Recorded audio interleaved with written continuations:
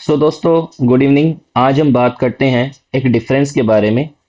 Companies act का एक important difference जो प्रोफेशनल एग्जाम्स में नॉर्मली पूछा जा सकता है कि प्राइवेट प्लेसमेंट में और प्रेफरेंशियल अलॉटमेंट में क्या डिफरेंस है। ठीक है, तो सबसे पहले चर्चा करते हैं इसके सेक्शन के ऊपर। अगर हम बात करें प्रेफरेंशियल अलॉटमेंट की तो कंपनीज एक्ट का जो सेक्शन 62 सबसेक्शन 1 क्लोज सी है वो इससे डील करता है। और अगर हम प्राइवेट प्लेसमेंट की बात करें तो कंपनीज एक्ट का जो सेक्शन 42 है वो इसके साथ डील करता है।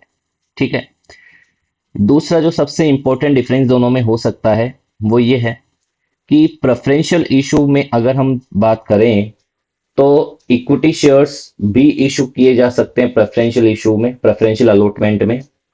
ठीक है, या फिर कन्वर्टेबल प्रेफरेंस शेयर भी इशू किए जा सकते हैं प्रेफरेंशियल अलॉटमेंट में, और कन्वर्टेबल डिबेंचर्स भी इशू किए जा सकते हैं, लेकिन नॉन कन्वर्टेबल सिक्योरिटीज इसमें इशू नहीं की जा सकती। बात करते हैं प्राइवेट प्लेसमेंट में तो इसके अंदर all kind of securities issue की जा सकती है, चाहे से वो इक्विटी शेयर्स हो, चाहे वो कन्वर्टेबल सिक्योरिटीज हो, चाहे वो नॉन कन्वर्टेबल सिक्योरिटीज हो।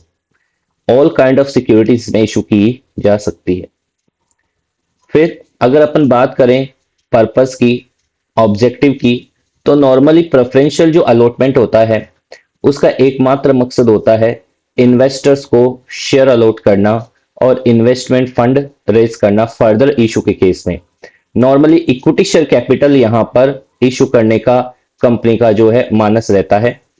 हालांकि कुछ समय कंपनी जो है कुछ समय के लिए प्रेफरेंस शेयर्स जो कन्वर्टेबल वाले होते हैं या जो डिबेंचर्स होते हैं कन्वर्टेबल वाले वो इशू कर देती है, लेकिन जो मेन मकसद होता है वो इक्विटी के थ्रू ही पैसा रेज करना होता है। जबकि प्राइवेट प्लेसमेंट के अंदर कंपनी का जो ऑब्जेक्टिव हो सकता है वो इक्विटी के थ्रू भी फंड रेज करना हो सकता है, एज वेल एज डेट के तौर पर भी फंड रेज करना हो सकता है। अगर चर्चा करें आगे स्पेशल रेजुलेशन की तो प्रेफरेंशियल अलॉटमेंट में तो हमेशा ही हमें स्पेशल रेजुलेशन ही पास करना होता है। ठीक है, और जब जब हम एस आर पास करते हैं तो हमें आरओसी के पास एमजीटी 14 भी फाइल करना होता है with in 30 days of passing S R. लेकिन प्राइवेट प्लेसमेंट के केस में अगर हम नॉन कन्वर्टेबल डिबेंचर या non convertible debt securities issue कर रहे हैं तो उसमें यह देखा जाता है कि नॉन कन्वर्टेबल सिक्योरिटीज या नॉन कन्वर्टेबल डिबेंचर जो हम इशू कर रहे हैं वो उसका बोरोइंग लिमिट कितना है। अगर मान लीजिए टोटल बोरोइंग जो है कंपनी की, मतलब जो एग्जिस्टिंग है और plus new borrowing company NCD के थ्रू ले रही है, वो अगर सेक्शन 180 सबसेक्शन 1 क्लोज सी के अंदर जो लिमिट प्रिस्क्राइब्ड है, लिमिट आपको शायद याद होगी, सेक्शन 180 सबसेक्शन 1 क्लोज सी के अंदर जो लिमिट दे रखी है वो है paid up share capital plus free reserve plus securities premium account का बैलेंस। तो इन तीनों का टोटल करने के बाद अगर इसका 100% करते हैं और 100% के बराबर कंपनी की टोटल बोरोइंग है, वहां तक तो कंपनी को एसआर पास ही नहीं करना होता, वहां तो सिर्फ बीआर ही सफिशिएंट होता है।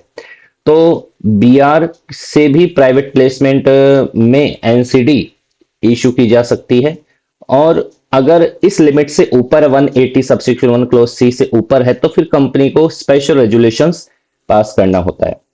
और जैसा कि हमें पता है प्राइवेट कंपनी जब बीआर पास करती है तो उनको रिक्वायर्ड नहीं होता कि एमजीटी 14 वो फाइल करे, बट अगर एक पब्लिक कंपनी जो है बीआर पास करती है तो उसको तो फिर एमजीटी 14 भी लगाना होता है। साथ ही साथ जब भी कोई कंपनी एसआर पास करती है तो भी उसको जो है एमजीटी 14 फाइल करना होता है आरओसी के पास।